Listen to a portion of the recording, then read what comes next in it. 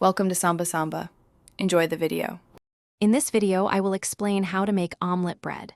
First, let's gather our ingredients.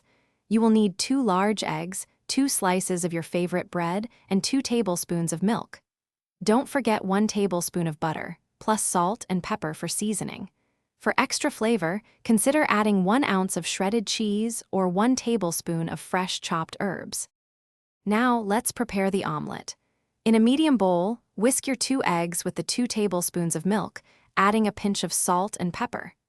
Next, melt 1 tablespoon of butter in a non-stick pan over medium heat until it's shimmering. Pour the egg mixture into the pan, ensuring it spreads out to form a thin, even layer. It's time to combine our elements. Carefully place your 2 slices of bread directly onto the cooking egg mixture in the pan.